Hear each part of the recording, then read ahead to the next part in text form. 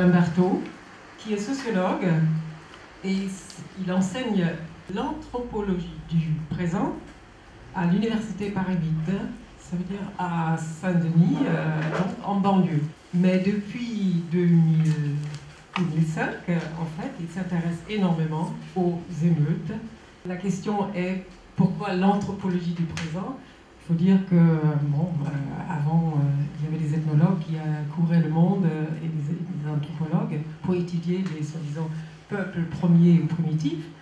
Et comme ils sont en voie de disparition maintenant, les sociologues se mettent à faire de l'anthropologie du présent.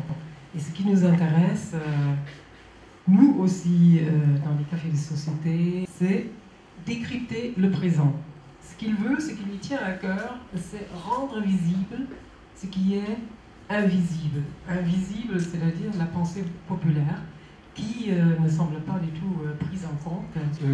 L'anthropologie et la sociologie sont nés ensemble, à peu près avec la période moderne, et se sont un peu partagés les rôles dans l'étude des sociétés. Les sociologues étudiant leur propre société, les sociétés dites évoluées, et les anthropologues, les sociétés des autres. C'est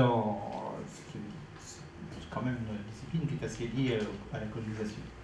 Il en résulte une approche complètement différente, puisque l'anthropologue, a priori, lorsqu'il étudie un phénomène, se dit qu'il est extérieur à ce phénomène et qu'il n'en sait pas grand-chose.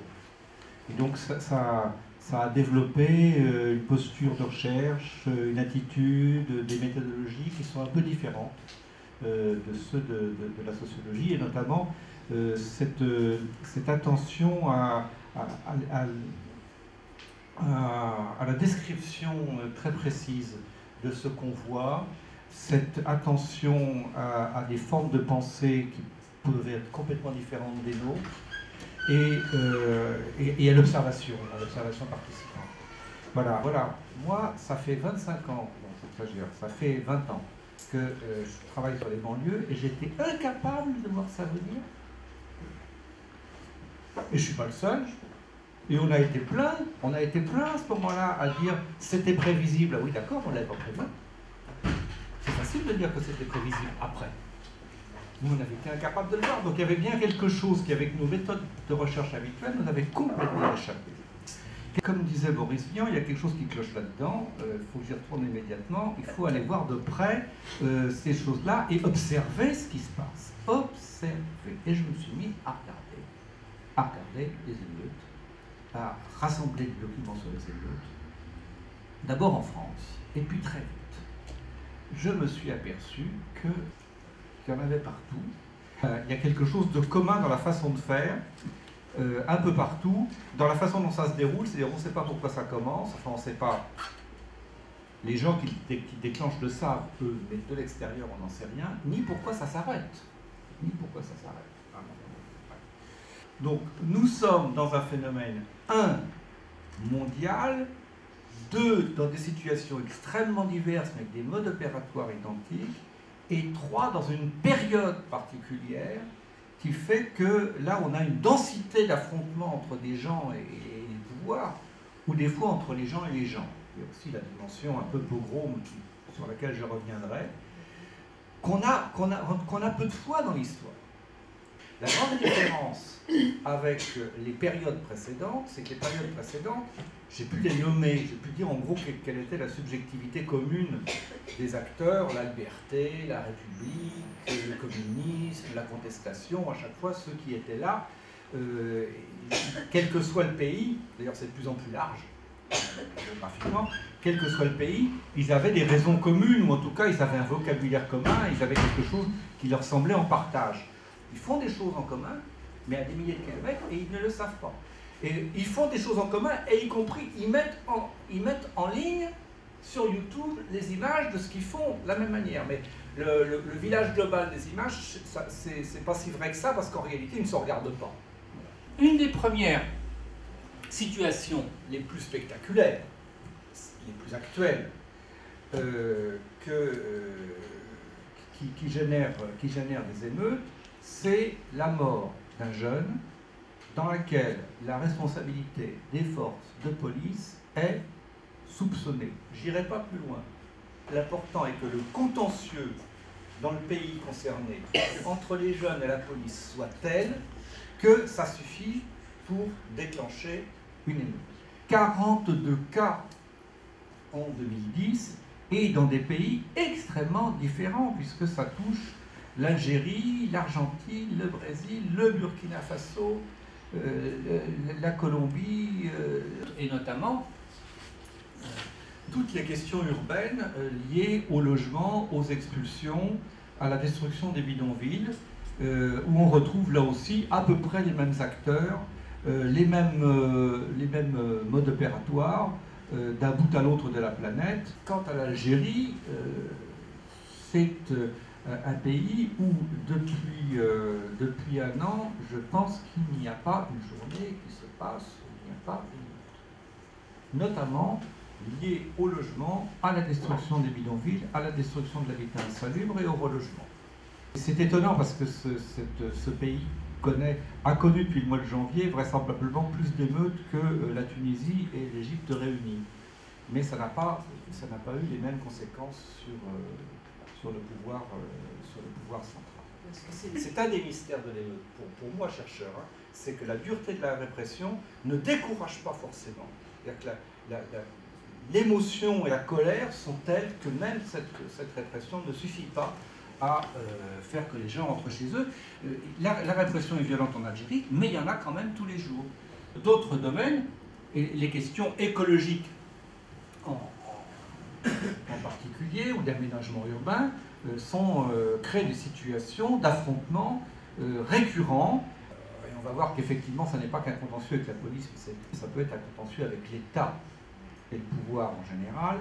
Parmi les contentieux en hausse et les plus spectaculaires, j'ai pu assister à certaines, ce sont ce qu'on appelle les émeutes de l'électricité. Au Sénégal, c'est une expression courante utilisée par la presse, émeute de l'électricité. Voilà. Parmi les causes récurrentes, là aussi, ça commence à toucher la France, enfin les situations, les causes sont plus profondes vraisemblablement, il y a la répression du commerce informel, qui est une forme d'activité extrêmement fréquente dans le monde entier, notamment dans des pays où il n'y a pas beaucoup d'emplois pour les jeunes. Je vous rappelle que c'est bien la combinaison de la répression du commerce informel et la mort d'un jeune dans laquelle les forces de police avaient été impliquées qui est au point de départ du printemps arabe.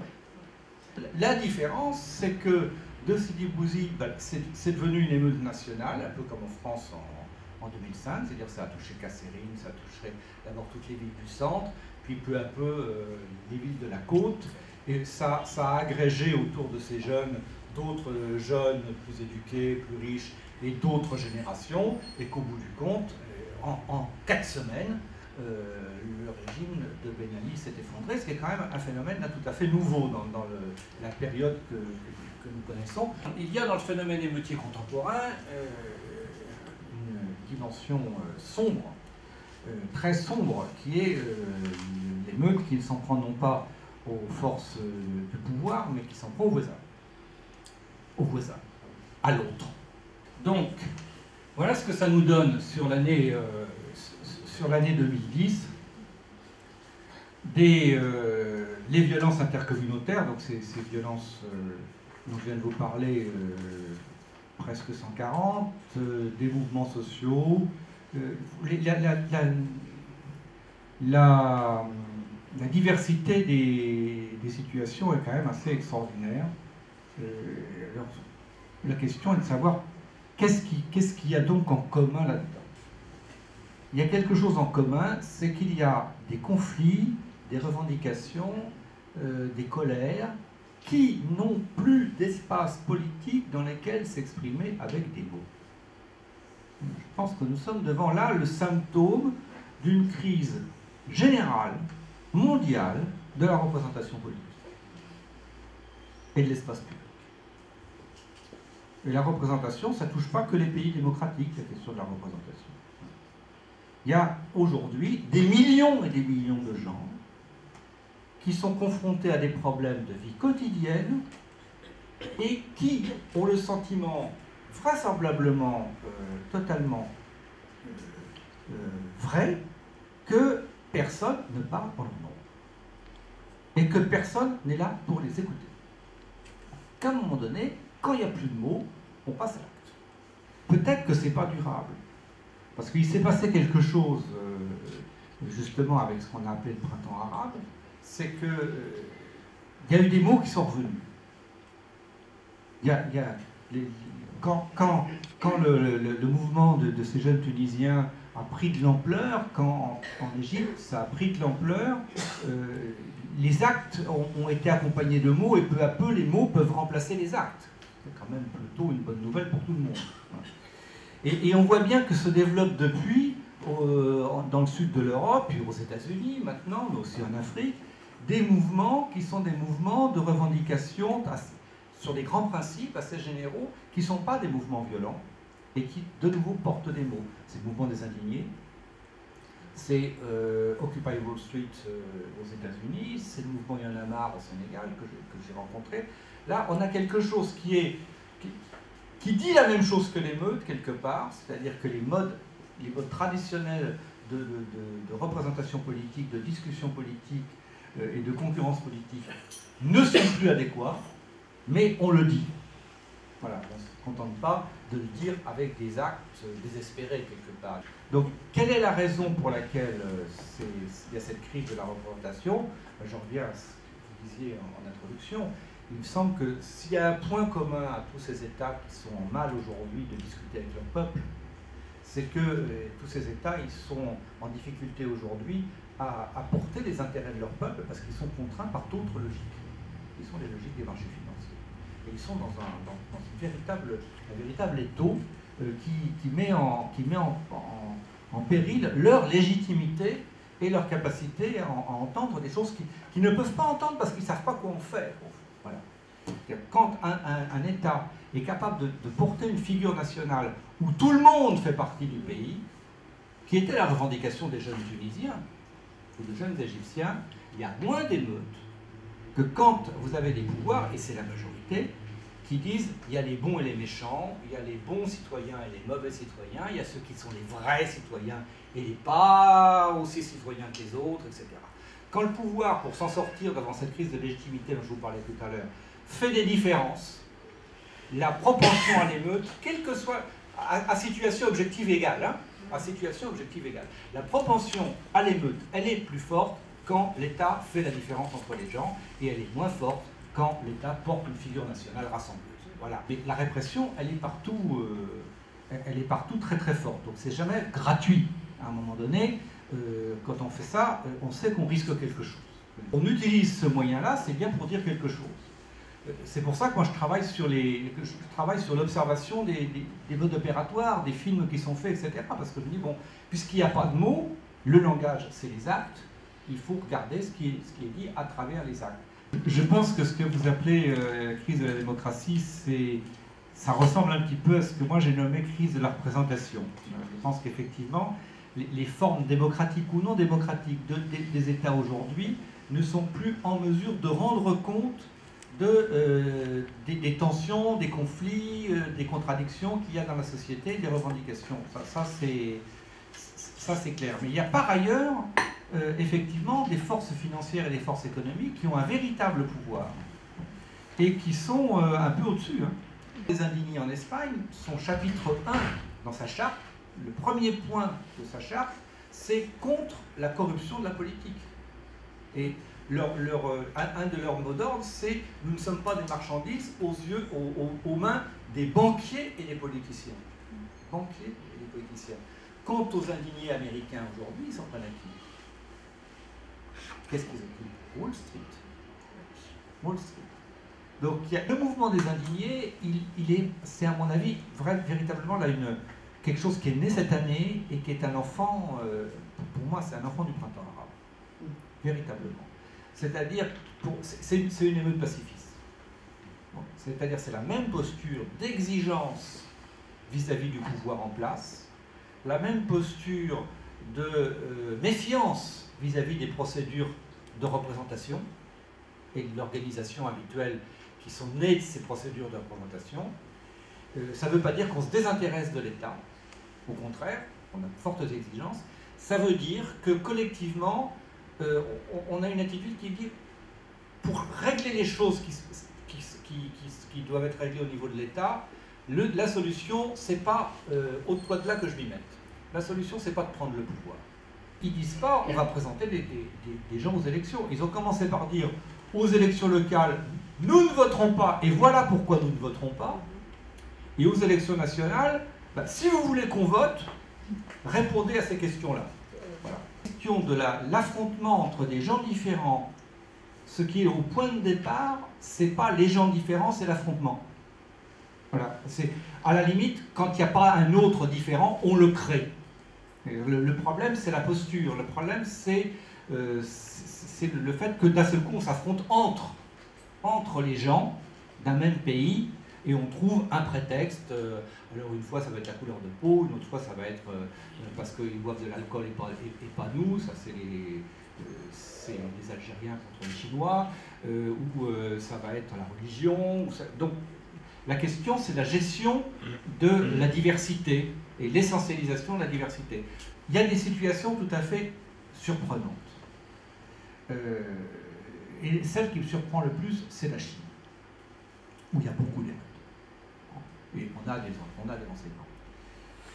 Avec une force anti-émeute créée dernièrement. Hein. Avec une force anti-émeute créée il y a 1 an et demi sur le modèle européen. Bon.